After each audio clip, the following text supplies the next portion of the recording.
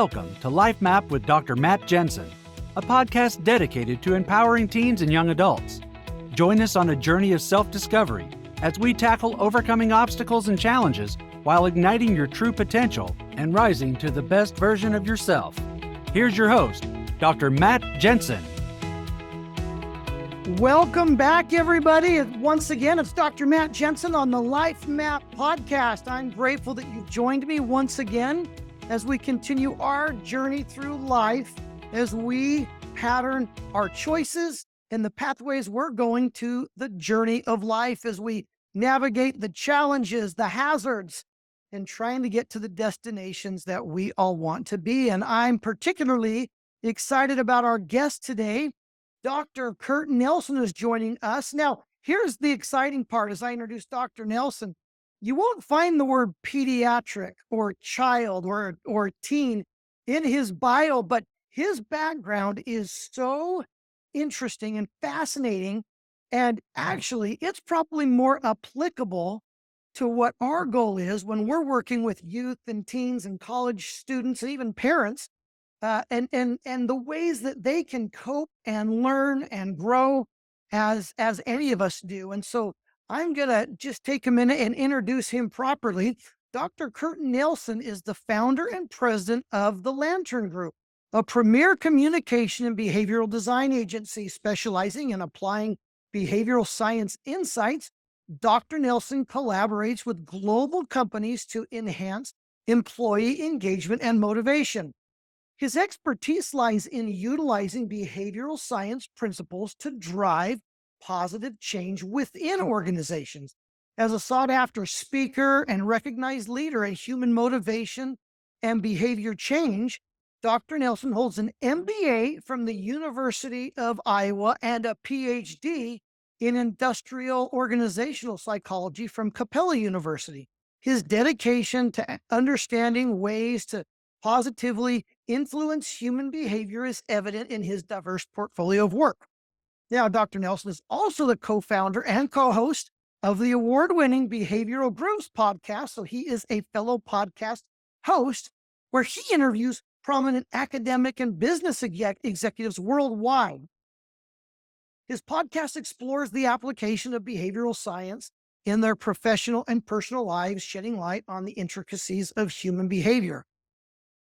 Dr. Nelson's extensive experience spans various industries, including pharmaceuticals, medical devices, telecommunications, finance, and automotive, working with numerous global organizations. Beyond his professional pursuits, Dr. Nelson enjoys reading with a passion for behavioral economics, psychology, and fantasy genres. His love for travel, that's one thing I have in common with him, has taken him to every state in the U.S., and he continues to expand his horizons by exploring different countries. He also enjoys biking, skiing, and quality time with his family and friends at their cabin. That's quite a pedigree, Dr. Nelson. So again, thanks for joining us on the Lifemap podcast today. All right. Well, thank you. I appreciate it. And I'm excited to be here. So I want to just call our attention as we talk to teens and young adults and their families and parents, why I would bring an organizational behavior expert onto a podcast where we're talking about common everyday challenges and issues that face our young generation. But I would guess, Dr. Nelson, that behavioral understanding is probably an extremely valuable, just basic principle that our youth could learn a lot from and how it can affect their daily decision-making and paths that they're choosing. Yeah, I think you nailed it there. The idea that adults are that different than youth in kind of a lot of the underlying psychological processes that we go through, they're not, right? I mean, teenagers, young adults, we all are dealing with many of the same issues, problems, situations that our adults are dealing with. And the way that our brain operates and the way that we handle those, although there are differences, they are often very much alike. And so I think there's a lot to be learned from just understanding our own biases and motivations and engagements and how we make decisions, all of those factors translate both in old people like me with a white beard to young people who have a full set of hair, unlike me. Yeah. Well, and I hope my young audience doesn't turn away from us. You may have white beard. Mine's getting there, but you know, I like what you said. It doesn't matter. Understanding what drives us to do what we do and to choose what we choose. If we understand some of just the basic premises of that, and I hope my young listeners are paying attention to this, because one thing I talk to them about, uh, Kurt, Dr. Nelson, is that they're more in control of their decisions than they think they are. And so let's start going down that pathway. First of all, what got you interested in behavioral sciences to begin with? And then after that, I want to ask you about some of the basic principles that our young audience would be truly interested, or would find maybe a little bit interesting at how they have more power in their decisions than they think. But let's start with your background and what got you interested in behavioral sciences world to begin with. Yeah, that's a great question. So one of the pieces, as many of your listeners are obviously young and they're kind of exploring what they want to do in life in various different pieces. For me, I had the same thing. I was looking outward, and I wasn't really motivated. I didn't have anything that really captured my attention, and I kind of defaulted into business. It seemed like a simple, easy thing to do. So went to college, got a business degree. Pretty soon after that, I went back and got my MBA. But throughout that, in school, some of my favorite classes were the psychology and particularly social psychology classes. And so, as my MBA was going on, I took a course called consumer behavior. And basically, this was a PhD level course. We read a whole bunch of research articles. And what was fascinating for me, and this is what I think sparked it even to the next degree that it kind of came full fruition a number of years after that, was that there was the research on why consumers did what they did. And one of the things that I always find interesting is, all right, if I have a product and the product is $5 and I raise the price 1 penny to 501, doesn't change anything in how many people buy that product or anything. It's you can't discern any difference.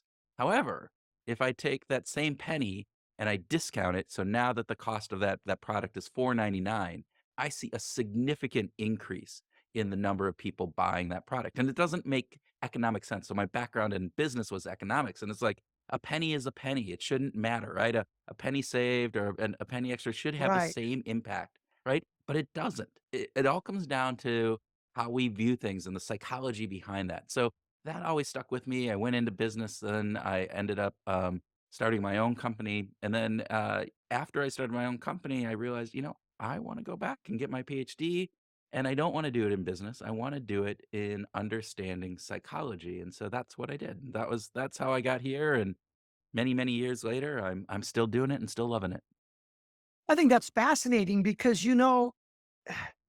business and commerce and the way that people think when we buy, when we make choices of what we're going to buy, it's all psychology, isn't it? It's all based on our interest, our behaviors, and what's going on up here. And why, what a valuable tool to have. M- Man, I would think most business leaders need to understand and take some of those basic courses.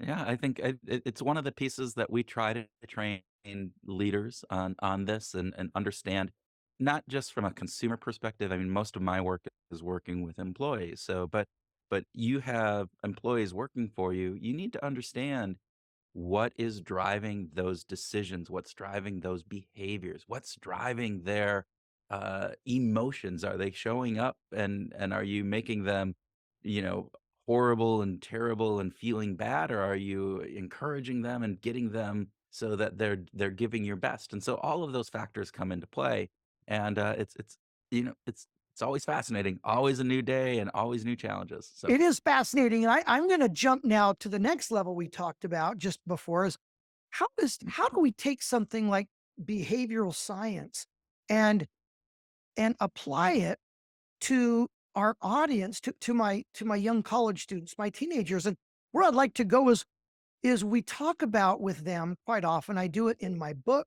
I do it on the podcast. We talk about the power of choices and what influences our choices. Like you just mentioned, all of it, just that first dollar number going from a 5 to a 4, I guess mentally makes us do this. Maybe it's not a very cognitive or not a very conscious thing, but we think, oh, that's like a 20% reduction in cost because you went from Yep. 5 to 4. That must be a good deal, even though there's 99 on the end of it. And so I like to think of that as I was reading kind of your background. And one thing I've explained to my young audience is right now they're going through, I call it an exciting time. We never had technology and the advances that we had when I was a kid.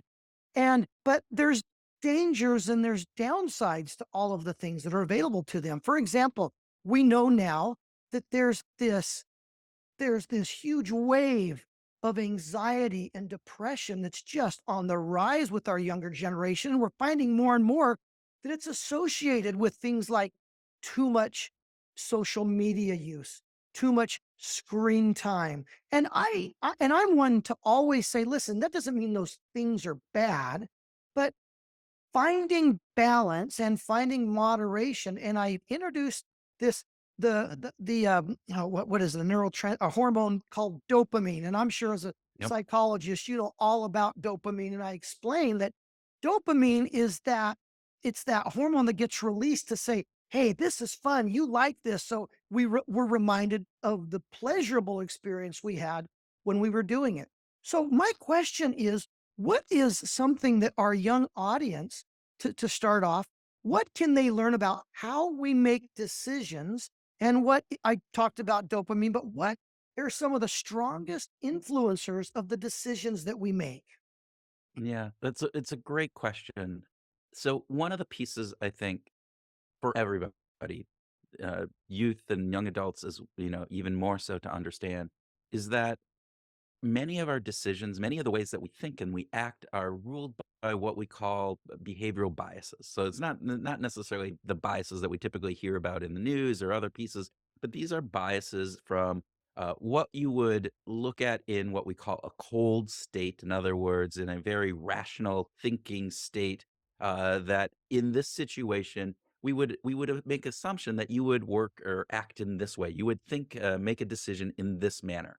But the fact of the matter is that our brain, with its billions of neurons, and as you said, dopamine release, but there's also serotonin, there's the cortisol releases, there's a whole bunch of neurotransmitters that get released within your brain, and they do it for a variety of different reasons, but they impact how we think in our decisions. And oftentimes, when we're in the heat of the moment, in other words, I'm making that decision. We'll go back to the $5, $4.99, I'm buying a mug.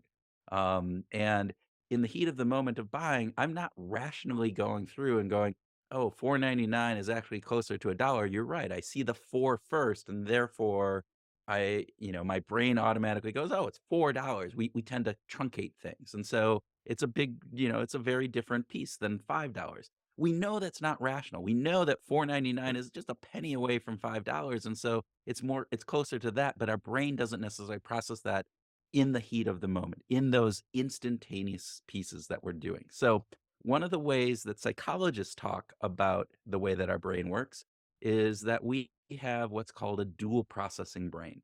Then that is really simply is that we operate oftentimes what we call Danny Kahneman, who is a Nobel laureate psychologist and works in behavioral economics, talks about system one, those immediate kind of heuristically driven, the in the moment decisions, and we make those in a snap, right? And they Right. we do it based on what we've done in the past, simple rules of thumb, various different pieces, and those are where biases often come in. And then we also have what Danny calls system two thinking. And system two thinking is the more rational. We have the latest part of our brain that is developed is the prefrontal cortex. Is the part that's up here in the upper front part of our forehead, and that's where most of the rational thinking goes on when we're thinking about what I'm gonna, do in the future, when I'm doing complex math, when I'm thinking philosophical thoughts. That's all happening in that top layer of our brain. Now, our brain is 2 to 3 pounds of our overall body weight, yet it takes up 20 to 30% of the energy that we use. Fascinating. So our brain has developed all of these shortcuts to conserve energy. And that's why system one thinking happens. We wouldn't be able to live life if we had to rationally think of, oh, how much of this soda am I going to drink in this next sip? Do I have to move my foot? How far do I have to move my foot to put pressure on the brake of a car in order to make it stop? Those become automatic. They are pieces of that system one thinking. And so I think one of the big things to just understand is, first off, is that, hey, our brain fools us often, right? We have these biases that we think in a rational state we should be doing X, but we actually do Y. And then that we process information and the way that we think and make decisions oftentimes that falls into. And not that one or the other is better, but we just need to make sure that we're using the right type of brain processing for the right type of situation that we're in. Fascinating. In fact, when you were talking about the prefrontal cortex, something occurred to me. I remember, and I maybe you can add on to this, but our our young viewers might be interested to know that that prefrontal cortex, that portion of our brain that's most involved with reasoning, right, and common sense, actually, it doesn't finish developing, I think, until into our 20s. It's one of the last parts of the brain to develop. And so when we think of, and gosh, I remember, I don't know about you, but I remember making, to put it lightly, silly decisions when I was a teenager, Yeah. and the trouble that I tended to get into. And I know all the parents are listening going, yep, I think we all have those. And teenagers, you may not, you may be thinking, well, what's wrong with that? And one of the things is that your prefrontal cortex is not all the way developed until you're, now you can correct me if I'm wrong in a minute or two, but 21, 22 years old, which means if I'm extrapolating, we don't fully understand the complete consequences of our decisions until we're a little bit older. Is that right? That's absolutely right. And actually, the most recent research that I've seen is that the brain, the prefrontal cortex, particularly as it relates to um, fear and future consequences, that part of the brain isn't fully done until 25, 26 years old. Wow, So it even later actually than I is thought. getting later than what they originally thought on that. So there's lots of work around that. That doesn't mean that you don't understand consequences. It doesn't mean that you don't understand fear. It's just that the way that you process that as a younger person is going to be vastly different than when you get to be older. So you will face the same situation. And if you are 30 years old versus you are 20 years old, that same situation will evoke different responses in your brain in how you measure out the potential negative or positive consequences of this, the fear that you have in placing that, and kind of as you talked about dopamine, and part of this is in the dopamine release. And the dopamine release is this wanting desire type neurotransmitter that says, I really want that. I want to go after that. And it's based on evolutionary theory. We are trying to it's designed so we go after those things so that we can survive. We can populate our species and a variety of different things, but it can get in the way as well. And so those are some really fascinating pieces. And it's one of the key things is, not saying that young people can't make good decisions. It's just that those decisions are not the same and they're going to be different in how they're viewed by people who are older and even yourself as you get older. I love that. And so I think we can draw one of our, I don't know if I'd say conclusions, but we can definitely put one of our big bullet listed items from this episode. And that's that. And I think it's exciting. I drew two things. The first thing was teenagers, young adults. There's a reason why when you're with your group of friends and you're all riding your bicycles and you think, hey, let's put a board up on a brick and let's see how high we can fly off on the jump, and how you think that sounds exciting and fun in the moment, but maybe a parent might be, wait a minute, did you think of the consequences? Did you think of what would happen if you fail? That it's just the different stages of our development and the way that we process information. That's the first thing I draw from that, Dr. Nelson. The second thing is, to me, a more exciting thing, and that's I tell my young audience over and over again that you are in such an exciting time in your life that you get to choose where you're going to go. You get to choose what you want to do for your living. You get to choose what your hobbies are and how you want to develop them. And some And the reason I say this is good news, because sometimes our audience members might feel like they're stuck. They might feel like, well, my path has been chosen for me based on my teachers, my parents, my this, my that. And I always say to them, no, no, no, no, no. Think of your teachers and your families as guidance counselors and parameter setters to keep you on a path as much as possible so that you can experience the full extent of your imagination and your ability to want to choose. And so I love the fact that while it could be a negative, that some youth might say, well, geez, no wonder my parents don't trust me. They think that my brain's not fully developed. Well, it's true, but the good news is you're still growing and developing, and you still get to choose what you want to accomplish in life. Is that a good way to look at that? It's a great way to look at it, and there's a couple things that I took from your take on this is one, there's a and I'll use a big fancy term, it's called, temporal discounting. This idea, basically what it means is that we are more motivated by things that are immediate, versus things that are far away. And so that's for me as well as it is for any of your listeners out there. So in other words, if you offered me a candy bar today or 2 candy bars in a week from now. Economically speaking, 2 candy bars is better than 1 in that situation.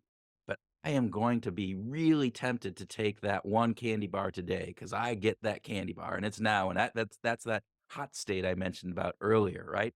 And Yes. so oftentimes some of the decisions that we make, again, regardless of whether or not you're young or old, they're kind of determined by how close that decision. Like, what do I get that reward right now? Because if I get that reward right now, really tempting and very very hard for me to kind of discount that and throw it off.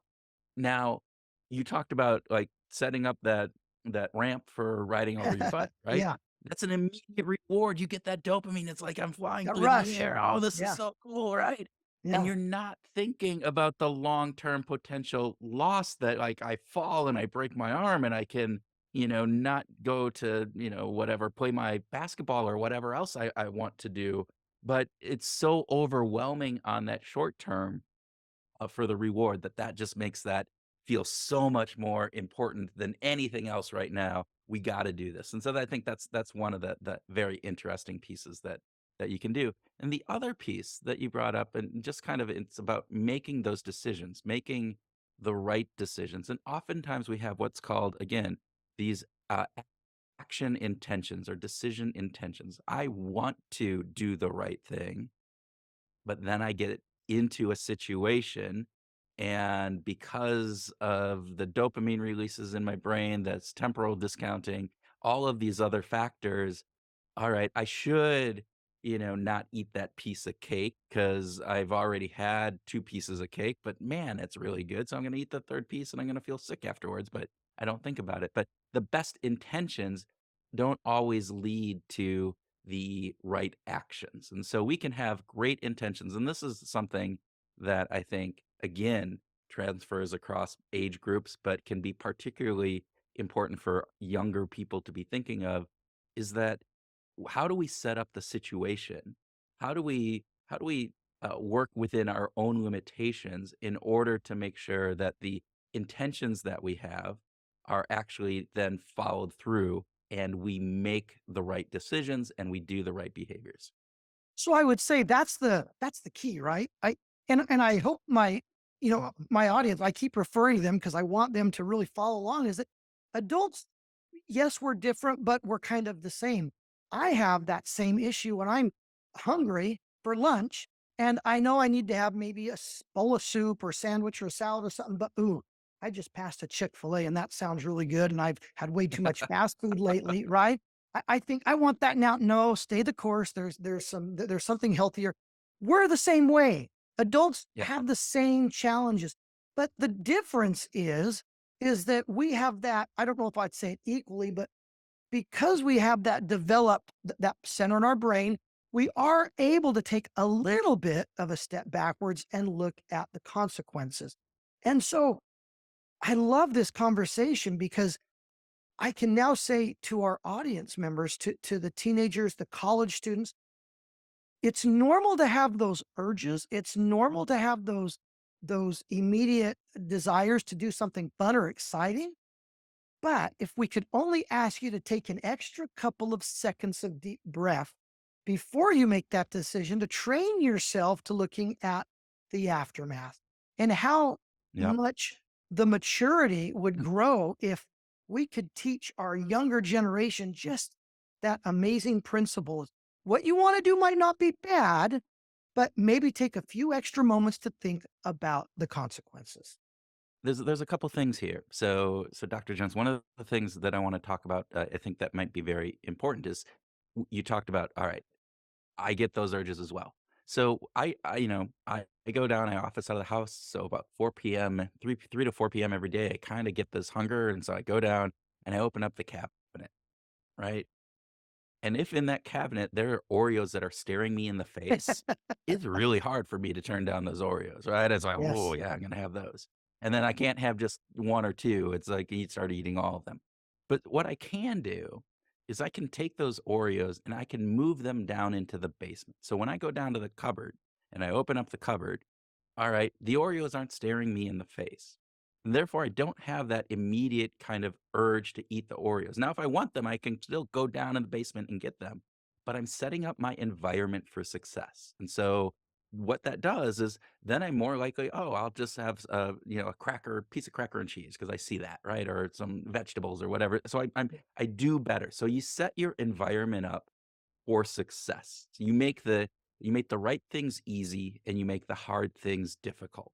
And that I think is a key piece. It's about setting up those routines and habits and behaviors, but it's setting up your environment to do that. If I want to work out, and I want to get up early and work out in the morning, all right, the alarm goes off. I'm tired. It's cold. I don't want to get out of bed. You know, I got to go put on my workout clothes. Well, if my workout clothes are right on the edge of the bed, all right, that's one less step. It seems minimal. It seems really small. But sometimes it's those small little changes of setting up your environment, right? It's the idea of I need to do my homework tonight, but I really I'm going to watch this television. Well, let's move the television into a place that isn't necessarily easy to get to. I still have the television, but maybe I have to get it out of my room, put it in the basement, whatever it would be that you can do. Or if it's your phone, right? Leave your phone down on the counter, go up and do your homework, and then go down and give yourself a reward to use that phone. That's, I think, a really important thing. So, at whatever that is, if you're thinking about, I need to do X or I don't want to do Y, figure out what it is in the environment that you can change and shift, and then build that in so that you don't have to have this element of self control and will in order to prevent yourself from doing it. And then the other thing that you said that was really key, and we use this element is taking a couple seconds before you make a decision. And there's an old Japanese proverb that I've used lots of times with the business folks that work with in various different things. It's called two breaths, seven breaths, right? And this idea is that take two breaths before you make any decision. Mm. So just count your breath. So before you make a decision, now I'm not saying if there's a car honking at you and you're crossing the street, don't sit there and take two Right. breaths and go, no, just get out of the way. But if it's like, all right, I really want to eat that piece of cake, just take two breaths, okay? And then the seven breath is basically we often too the one of the other things is we can get into analysis paralysis. We can sit there and we can just go and kind of think through all of the different things and you just you don't actually do anything. And so it's like make sure you wait two breaths, but then make your decision before the seventh breath is done. So it's just a nice little mnemonic thing to think and say two breaths, seven breaths. And if you can follow that, that slows down your thinking. It gives you time to process. And again, your brain processes things super fast. We are, and particularly what I, at about 22, our brain is as fastest as it's ever going to get. And so you guys, your listeners, are processing things much better than I am. Right. And so you can just by even taking those couple moments, you're actually allowing that your brain to do a lot of work and hopefully make better decisions. I love that. I love it when we can share practical solutions with our audience because I know And it's not that I ever try to preach to to this younger generation, because I see firsthand in my own work with kids what they're up against. But the more that we can arm them, my wife and I often say, our kids, you teenagers, you young adults, you are living in a Mhm. battle zone with many, many voices and many choices. A lot of them are bad. A lot of them are destructive, but there's so much good that we can do with them. And if we can just give ourselves these simple little lessons like 2 breaths, 7 breaths, it could literally make the difference between life and death sometimes. And that's a perfect segue to wrap up this segment. Dr. Nelson, I'm going to invite him to stay on for another, 30 or 40 minutes as we wrap this segment up. Join us next week, because you're going to get to hear the second half of my conversation. It's going to focus on additional solutions, additional coping mechanisms that we can utilize in our daily lives to help us overcome either indecision or rash decisions, how we can use the power of decision making when it comes to overcoming difficult situations like addictions or abusive situations. And so I'm going to thank Dr. Nelson for joining us, but we're going to hold him over as we talk about as we go into the next segment. Again, I ask each one of you, please check us out on our social media channels. Go check us out on Facebook, on TikTok. I want to hear from each of you as I offer every week. I'm going to choose one comment and one question, and I'm going to read it on one of our future segments. And if I choose your comment, I'm going to send you some gear like my Lifemap hat or a great little t-shirt that's going to help you and remind you of what we're about here at Lifemap. So hit us up on social media, and we'll see you next time.